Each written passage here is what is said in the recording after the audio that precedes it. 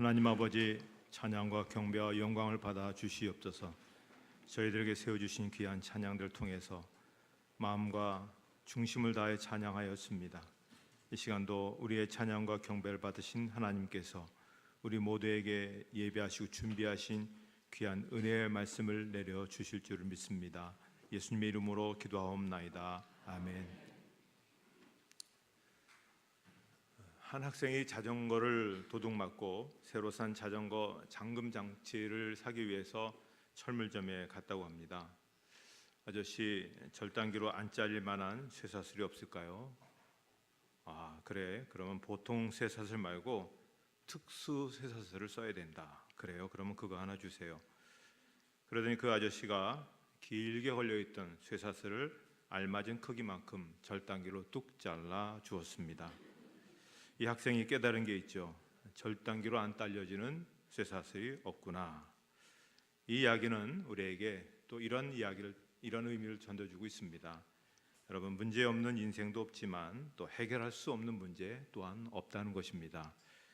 언제나 문제는 풀기 위해 있는 겁니다. 문제 앞에 고민하지 않고 그 문제를 풀 수 있는 길을 우리가 찾아야 될 줄 믿습니다.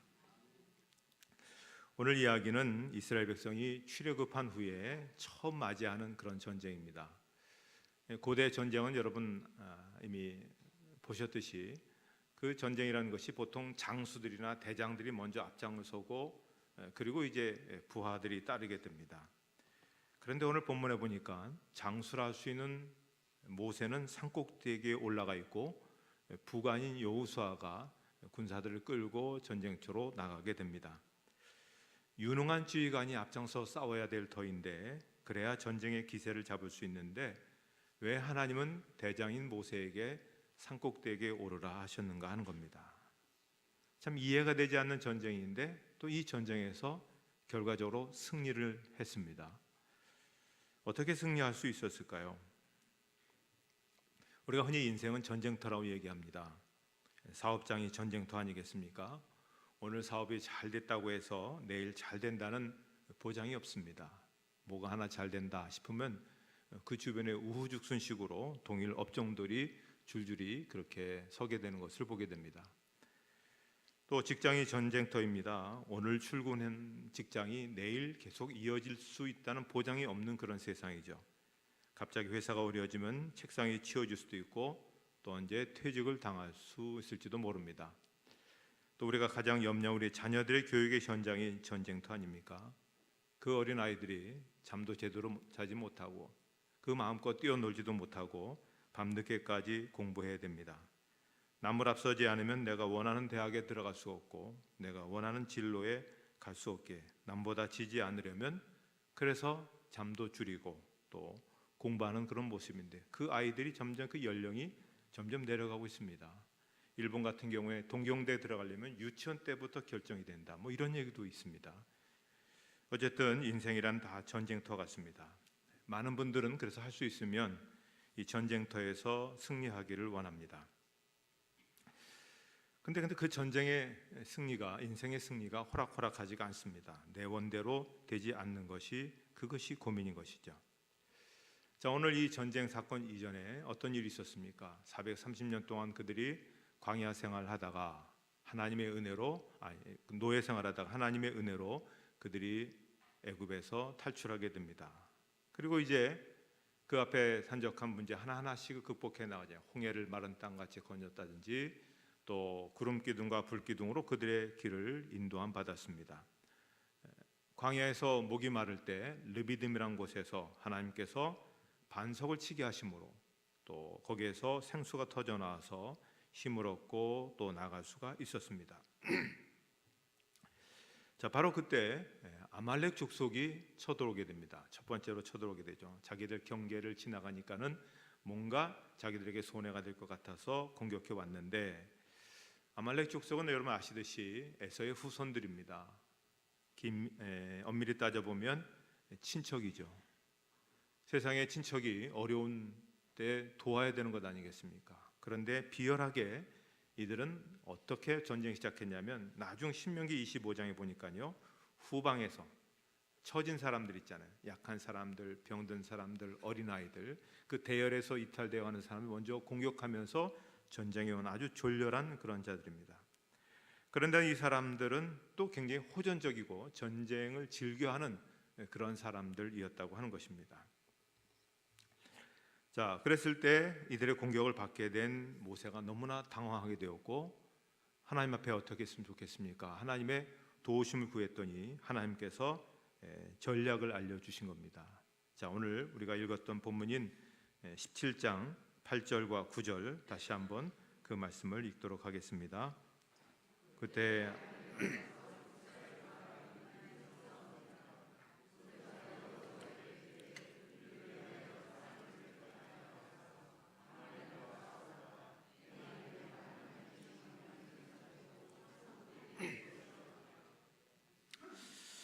정말 이거는 이해가 안 되는 하나님의 전쟁을 대하는 그런 처방입니다. 왜냐하면 모세는 그래도 나름대로 애굽 왕궁에서 자라지 않았습니까? 40년 동안 자라면서 제왕 훈련을, 제왕 수업을 했던 사람입니다.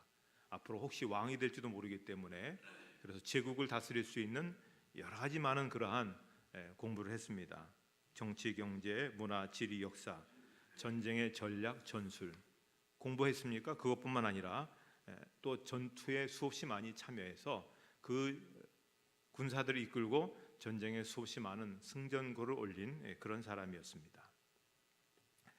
자, 그런 모세를 하나님께서 앞장서 내보내지 않고 전쟁 한 번도 경험이 없는 부관 여호수아를 앞세우는 겁니다. 그리고 모세로 하여금 산에 올라가서 보라는 겁니다. 그러니 백성들이 볼 때 과연 자기 리더십을 인정할까 하는 겁니다. 또 지금 백성들은 나가서 전쟁에서 죽는데 자기 하나 목숨 건지려고 저렇게 도망가는 거 아니냐, 이렇게 오해할 수도 있다고 하는 것입니다. 게다가 지금 전쟁터에 나가는 이 군인들은 어떻습니까? 그동안 노예 생활에 익숙해 있지 전쟁 연습을 한 번도 해보지 못한 그런 군인들이 아닙니다. 모세가 생각할 때 정말 이 전쟁에서 이길 수 있을까? 이건 뭐 보나마나 뻔한 그런 결과인 것이죠. 게다가 제대로 된 무기 하나도 없었습니다. 그런데 하나님께서는 너는 산꼭대기에 올라가라. 그리고 너희 부하들이 나가서 싸우라. 그 아주 떼약볕이 내리쬐는 그 높은 산꼭대기에 아주 힘겹게 올라가서 땀이 뒤범벅이 되고 몸이 기진맥진해 버렸습니다. 자, 위에서 보니까는 전쟁이 났는데, 전쟁을 하고 있는데 이게 게임이 안 됩니다. 이스라엘이 그냥 일방적으로 패하는 겁니다. 아이고, 저기 내가 있어야 되는데, 저걸 내가 지휘해야 되는데 왜 여기 나로 하여금 올라가라고 하셨을까? 하나님이 이해가 안 되죠. 나중에 하나님께서 이 책임을 어떻게 지시려고 이렇게 하실까? 그런 고민이 있습니다. 하나님 정말 우리가 살아나기를 원하십니까? 하나님 정말 우리가 승리하기를 원하십니까? 아니, 여기까지 우리를 데리고 오셔서 이렇게 우리를, 이 백성들이 죽게 하는데 어떻게 그냥 내버려 두실 수 있겠습니까? 근데 뭐 하나님의 명령을 줄 수 없죠. 하나님이 또 다른 명령을 주시죠. 손을 들고 그들을 향해서 기도하라는 겁니다. 지팡이 있으니까 지팡이 들고 기도했는데, 방금 전까지 그렇게 일방적으로 몰리고 패배하고 죽어가던 그들이 전세가 바뀌더니만 이스라엘이 막 승리하면서 막 몰고 가기 또 시작한다는 겁니다. 그런데 모세가 이 지팡이를 들고 손을 들고 오래 견딜 수 없잖아요. 그 옛날에 학교 다닐 때 뭐 벌 서신 분들, 저도 벌을 서봤지만 선생님이 나가서 손 들라 그러면 손을 드는데 얼마나 오래 들 수 있습니까? 한 20분 이상 버틸 수 있습니까? 버티기 어렵잖아요. 조금 지나면 몸이 막 뒤틀리고 막 그냥 막 죽을 것만 같죠. 그래서 선생님이 안 보실 때 살짝 내렸다가 또 보시면 싹 올리기도 하고 막 그렇단 말이죠. 20분도 들지 못하는데 모세가 지팡이 같이 들고 있는데 이게 1시간이 아니고 하루 종일 이게 들고 있는다는 게 쉬운 게 아닙니다. 그래서 팔이 아프면 내리죠. 내리면 어떤 일이 벌어집니까? 백성들이 죽어나가는 겁니다. 군사들이, 젊은 군사들이 죽어나가는 겁니다. 안 되겠다 싶어서 다시 또 올리면 또 이기고, 이게 큰일 났습니다. 내리지 말아야 되는데, 그때 바로 옆에 있던 아론과 훌이 양쪽에 부축해서 손을 올렸더니 하루 종일 그랬더니 해가 지기 전까지 그렇게 했더니 마침내 전쟁에서 승리하게 주셨다는 것입니다. 뭘 얘기해 줄까요? 우리가 이 이야기를 너무 많이 들었던 이야기지만 이 이야기에서 알려주신 얘기는 뭐냐면, 내가 나가서 싸우는 것보다 내가 두 손 들고 하나님 향해 부르짖는 것이 너의 승리의 길이라는 것입니다. 기도의 손을 들게 될 때, 그때 나는 항복한다는 얘기죠. 사실은요, 나는 아무것도 할 수 없다는 얘기죠. 하나님께서 대신 싸워주실 줄 믿습니다. 그 역사가 나타나는 겁니다. 그 예전에 우리나라에 그 세계적 유명한 병 고치는 아주 그 유명한 수사 한 분이 오셨습니다. 장충체육관에서 집회가 있었는데요.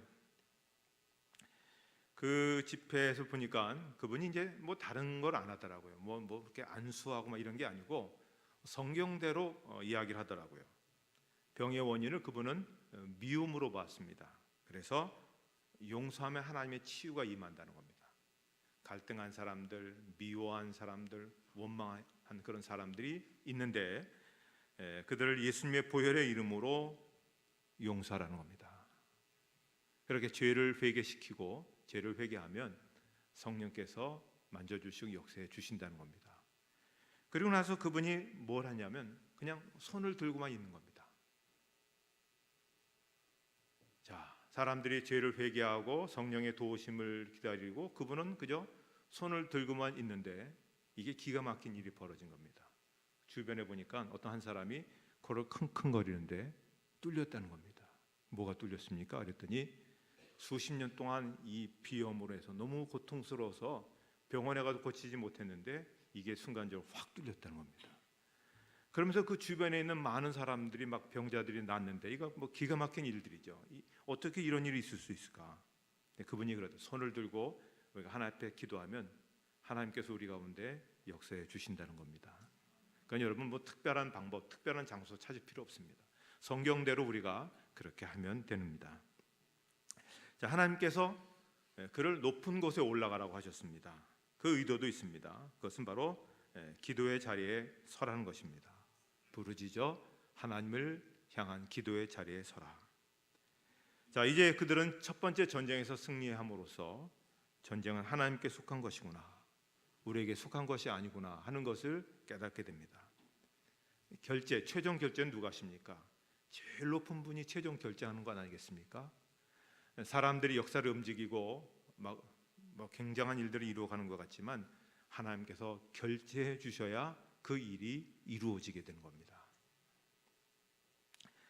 전쟁의 승리는 칼과 검에 있지 않습니다. 군사의 숫자에 있지 않습니다. 하나님께 달려 있습니다.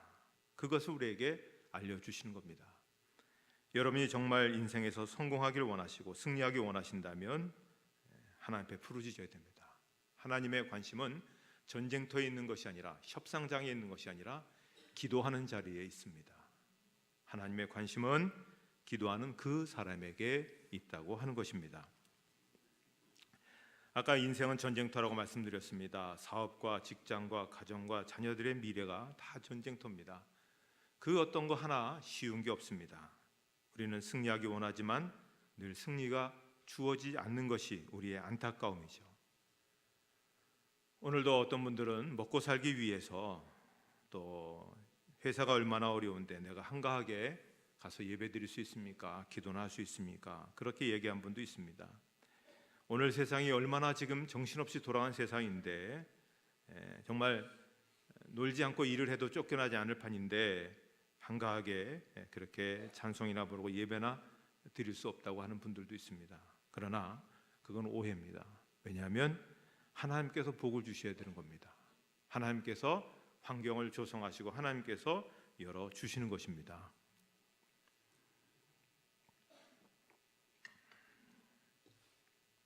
제가 신앙 잡지에서 이런 어떤 그 마음에 와닿는 그런 이야기를 봤는데요. 어떤 분이 중소기업을 운영했습니다. 설비 시설이 좀 낙후되어서 기계가 제대로 된 좋은 상품을 못 만들어내는 겁니다. 그래서 이분이 좀 고민하다가 은행에서 많은 돈을 융자를 내어서 기계를 새로운 곳으로 바꿨습니다. 이제 좋은 물건이 나올 것이고 그러면 주문들이 많이 들어오겠다, 거래처가 많이 생기겠다, 그렇게 생각했는데 이게 큰 국가적인 그런 불황이 찾아오게 된 것이죠. 거래처에서 주문이 딱 끊어져 버린 겁니다. 이제 큰일 났습니다. 융자 받는 거, 이자 갚는 게 하루하루가 너무나 힘겨운 일입니다. 이제 마지막 주문 들어온 거 딱 하나 있습니다. 그건 물건 만들고 나면 아무도 주문이 들어오지 않는 겁니다. 공장을 이제 멈춰야 됩니다. 그러니 얼마나 힘들겠습니까? 하루하루 한숨으로 시작하고 하루로 끝내는 것이죠. 자, 그것을 옆에서 지켜보다 못한 아내가 그러지 말고 회사는 직원들에게 잠깐 맡겨놓고 나하고 함께 기도원 가서 일주일 동안 지냅시다. 그 남편이 쉽게 응하겠습니까? 지금 공장 뛰어다녀도 또 거래처 뛰어다녀도 될까 말까 할 판인데 기도원에 가서 기도한다고 무슨 일이 일어날까, 무슨 해결이 될까 하는 얘기입니다. 한간소리 말라고 핀잔을 줬습니다. 그럼에도 불구하고 뭐 나아지는 건 아무것도 없으니까 결국 우여곡절 끝에 그 남편은 아내의 말을 듣고 기도원에 같이 가게 되었다고 합니다. 네, 여러분, 기도원도 기도하던 사람이 가야 그래도 앉아 있을 수 있지, 하나님의 사업이 힘듭니다. 그 얘기하고 나 보니까 10분 지났는데 그 다음부터 할 내용이 없다는 것이죠. 머릿속에서는 회사가 왔다 갔다 합니다. 회사에 가야 되는데, 거래처에 가서 주문을 받아와야 되는데, 내가 여기 있으면 안 되는데, 이렇게 이제 생각은 다 거기에 있는 것이죠. 아내하고 약속을 했으니 3일 지나고 목요일 날 아침에 그냥 가만히 앉아서 있는데 뭔가 하나님께서 마음속에 그런 음성을 들려주시더라는 거예요. 걱정하지 마라. 회사는 내가 책임질 거다. 염려하는 거 다 내려놓고 나한테 기도하라. 이게 하나님의 음성인지 아니면 내가 정말 너무나 안타까워서 내 자신에게 내 마음속에서 들려주는 음성인지, 무의식에서 나는 음성인지 한 번도 그러한 음성을 들어본 적이 없거든요. 근데 가만히 생각해 보니까 하나님이 날 도와주신다는 생각을 해본 적이 없는데 이게 보니까 이건 내 마음에 떠오르는 생각이 아니라는 것이죠. 그래서 이제 그렇게 기도를 했다고 합니다. 회사 망해도 할 수가 없습니다. 기도 마치고 내려가서 주문 없으면 문 닫고 정리하고 그냥 편안하게 살겠습니다.